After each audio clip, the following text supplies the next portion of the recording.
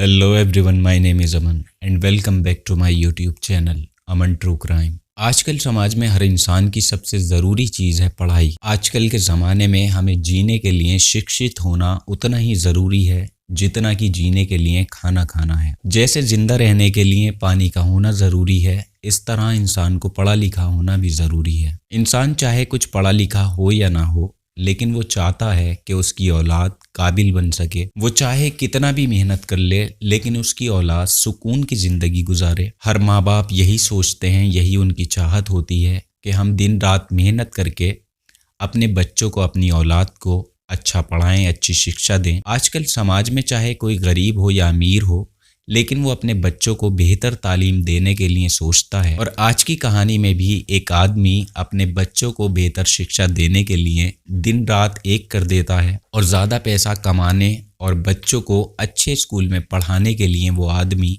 अपने मुल्क से बाहर भी चला जाता है। गैर मुल्क में रहकर मेहनत करके पैसा कमाता है और अपने बच्चों को अच्छे स्कूल में पढ़ाता है। So let's started today's case, Mandeep Kaur.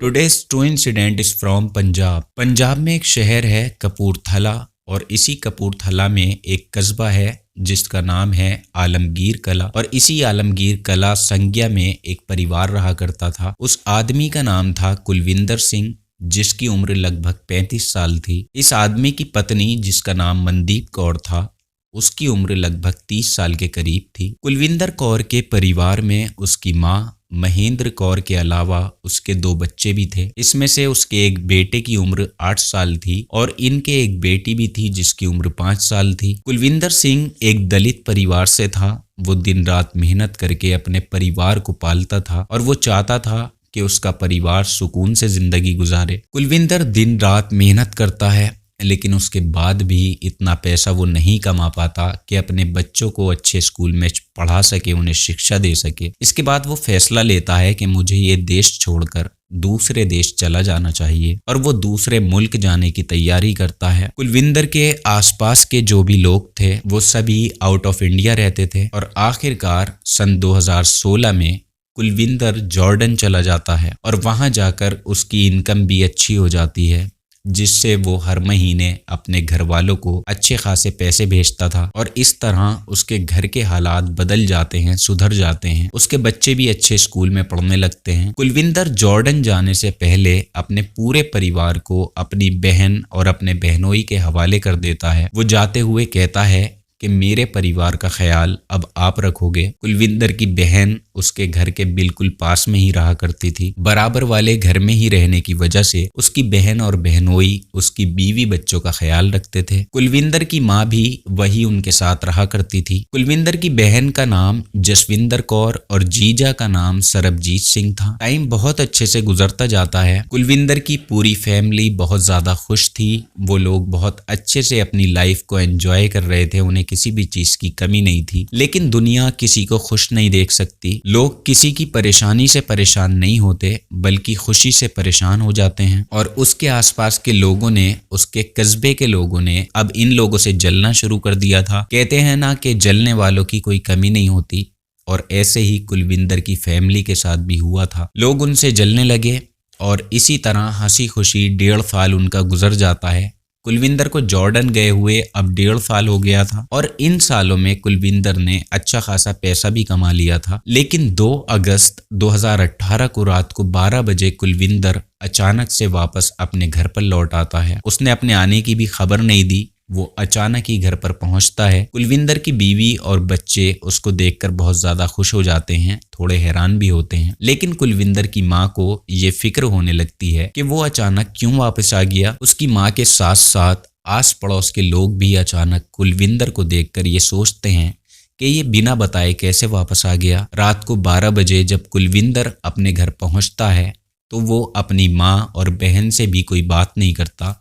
पहले वो सीधा अपने कमरे में जाता है और कमरे का दरवाजा अंदर से लॉक कर लेता है। उसके कमरे में उसके बच्चे भी गहरी नींद सो रहे थे। कुलविंदर अपनी बीवी से कुछ बात करने लगता है। उसकी माँ और बहन बाहर परेशान बैठी हुई सब देख रही थी। वो अपने मोबाइल से एक वीडियो निकालकर अपनी बीवी को दिखाता है। कुलविंदर की माँ और बहन बाहर उसका इंतजार ही कर रहे होते हैं कि इतने में उसके कमरे से धुआं निकलता हुआ दिखाई देता है। एकदम से देखकर वो लोग समझ ही नहीं पाते कि अंदर क्या चल रहा है, क्या हो रहा है, और वो दोनों जल्दी से जाकर दरवाजा खुलवाने की कोशिश करती हैं, लेकिन अंदर से कोई दरवाजा नहीं खोलता और देखते ही देखते पूरे कमरे में आग लगने लगती है, आग निकलने लगती है। अब उसकी माँ और बहन दोनों जोर जोर से चिल्लाने लगते हैं। उनकी आवाज सुनकर आस पड़ोस के लोग भी वहां पर पहुंच जाते हैं और दरवाजा खुलवाने की काफी कोशिश करते हैं, लेकिन दरवाजा अंदर से बंद होने की वजह से नहीं खुल पाता और आखिरकार आस पड़ोस के लोग जो थे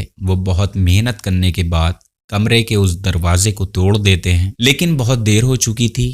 कुलविंदर, उसकी बीवी और दोनों बच्चे जल चुके थे। अब पड़ोसी चारों को जल्दी से बाहर निकालते हैं। पड़ोसी उन लोगों की हालत देखकर जल्दी से उन सबको हॉस्पिटल लेकर जाते हैं। चारों हॉस्पिटल में पहुंचते हैं और अस्पताल पहुंचने से पहले ही कुलविंदर और उसका बड़ा बेटा जो 8 साल का था, उन दोनों की मौत हो जाती है। उसकी बीवी और उसकी बेटी भी लगभग 90% जल चुके थे और ट्रीटमेंट के लगभग 2 घंटे बाद ही उसकी बेटी की भी मौत हो जाती है। कुलविंदर की पत्नी जिंदा थी, जो कि बहुत ज्यादा सीरियस थी। डॉक्टर इसे पुलिस केस कहते हैं। वो पुलिस को बुलाते हैं और वहां रिपोर्ट लिखवाते हैं। पुलिस को जैसे ही ये खबर मिलती है तो पुलिस फौरन ही अपनी टीम के साथ हॉस्पिटल पहुंच जाती है। सारे मामले का जायजा लेने के बाद पुलिस कुलविंदर की बीवी के होश में आने का इंतजार करती है। अब अस्पताल के बाहर उनके इलाके के काफी सारे लोग मौजूद थे। पुलिस उन सब से बारी बारी से पूछताछ करती है, लेकिन इस मामले में किसी को कुछ भी नहीं पता था। कोई ये बता ही नहीं पा रहा था कि आखिरकार ये सब कैसे हुआ, क्यों हुआ। कुलविंदर का आना और आकर अचानक कमरे में चले जाना और फिर अचानक आग का लगना, ये सब सोच के परे था। पुलिस मनदीप के घर के आसपास गहरी नाकाबंदी कर देती है ताकि सबूत के साथ कोई छेड़छाड़ न कर सके। मनदीप कौर जब होश में आती है तो पुलिस उसका बयान लेती है और मनदीप कौर के बयान से पुलिस के पैरों तले से जमीन निकल जाती है कि आखिरकार ऐसा भी हो सकता है। मनदीप कौर पुलिस को बताती है कि इन सब की शुरुआत 1.5 साल पहले हुई थी, जब कुलदीप कौर जॉर्डन गया था। वो जॉर्डन जाकर अच्छा पैसा कमाने लगे थे तो हमारे घर के हालात बदल गए थे और हमारे बच्चे भी अच्छे स्कूल में पढ़ रहे थे और हमारा टाइम बहुत अच्छे से गुजर रहा था। मनदीप बताती है कि कुलदीप हर महीने मुझे मोटी रकम भेजा करता था। तब ये सारी चीजें हमारे गांव के कुछ दबंगों को अच्छी नहीं लगती थी। वो लोग सोचने लगते हैं कि हमें किस तरह नीचा दिखाया जाए और वो प्लानिंग करके इसकी शुरुआत करते हैं, जिसमें से एक का नाम है बलकार सिंह, दूसरे का नाम है तीरथ सिंह और तीसरे का नाम है गुरप्रीत सिंह। ये तीनों अपने एरिया के बहुत बड़े दबंग थे। गुरप्रीत जब देखता है कि कुलदीप की पूरी फैमिली बहुत अच्छे से जिंदगी गुजार रही है तो उसको ये बर्दाश्त नहीं होता, क्योंकि कुलविंदर एक दलित परिवार से था। उसके बाद गुरप्रीत कुलविंदर के घर जाता है और उसकी बीवी और माँ को धमकी देता है। गुरप्रीत कहता है कि तुम्हारे पास जो भी पैसा है वो तुम मेरे हवाले कर दो। गुरप्रीत बीवी और माँ से पैसे तो लेता ही है और उसकी बीवी के साथ मौका पाकर वो रेप भी करता है। जब गुरप्रीत मनदीप कौर के साथ रेप करता है तो उसका एक वीडियो भी बनाता है और ये वीडियो वो उसके माँ और बीवी को दिखाता है और उनसे कहता है कि मैं ये तुम्हारे हस्बैंड को भेज दूंगा, जैसा मैं कहता हूँ चुपचाप वैसा ही तुम्हें करना होगा। गुरप्रीत कुलविंदर की पूरी फैमिली को धमकी देता है कि मैं जहाँ बुलाऊंगा वहां पर तुम्हें आना पड़ेगा और मैं जितना भी पैसा मांगूंगा तुम्हें वो भी देना पड़ेगा। अब ये सिलसिला चलने लगता है, शुरू हो जाता है। गुरप्रीत बार बार मनदीप को बुलाता और अपनी मनमानी करता, मनदीप से पैसे भी लेता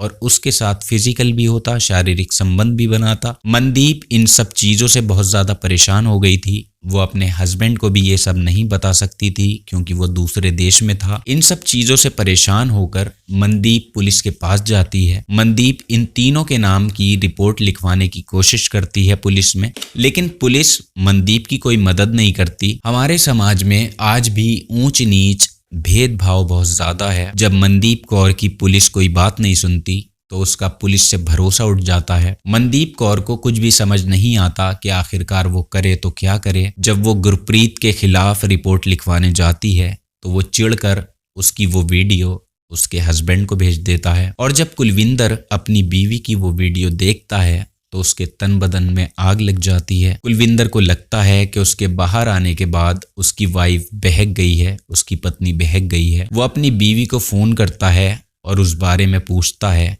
कि ये वीडियो कैसा है। जब वो अपनी बीवी से इस वीडियो के बारे में पूछता है तो मनदीप कौर भी उसको शुरू से लेकर सब कुछ बता देती है और कुलविंदर ये सब जानकर बहुत ज्यादा परेशान रहने लगता है। और 2 अगस्त 2018 को अचानक रात में 12 बजे वो इंडिया वापस आता है। घर आकर जब वो अपनी बीवी के बारे में बात करता है तब उसकी बीवी उससे कहती है कि हम पुलिस की भी मदद नहीं ले सकते। मनदीप कुलविंदर से कहती है कि इन तीनों ने धमकी दी है कि अगर हमने पुलिस के पास जाकर कोई शिकायत की तो वो हमारे पूरे परिवार को मार डालेंगे। अब कुलविंदर की भी समझ में नहीं आ रहा था कि आखिरकार वो किससे मदद ले, किसके पास जाए, किससे शिकायत करे। कुलविंदर और मनदीप दोनों को यकीन हो जाता है कि पुलिस भी उनकी कोई मदद नहीं करेगी। और इस वीडियो को लेकर कुलविंदर सिंह की फैमिली और आसपास के काफी जो लोग थे उनमें काफी इन लोगों की बेइज्जती हुई थी। कुलविंदर सोचता है कि अब हम किसी को समाज में मुंह दिखाने लायक भी नहीं बचे हैं। इसलिए कुलविंदर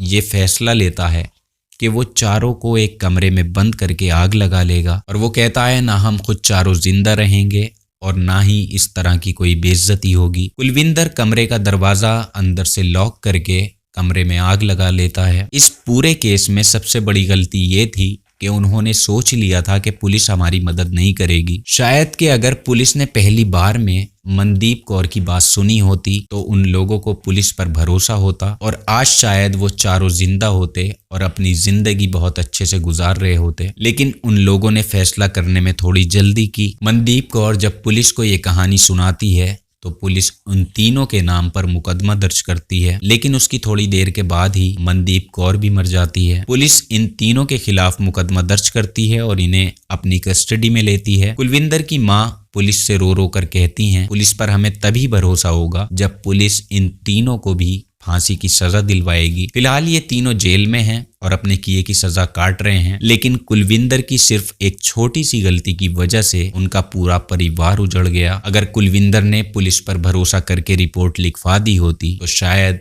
आज वो चारों जिंदा होते। इस कहानी को लेकर आपकी जो भी राय हो आप नीचे कमेंट बॉक्स में लिख सकते हैं। और अगर आप ट्रू क्राइम सुनना पसंद करते हैं तो आप मेरे साथ जुड़ सकते हैं, चैनल को सब्सक्राइब कर सकते हैं। We meet you soon with new incident. Take care of yourself. जय हिंद।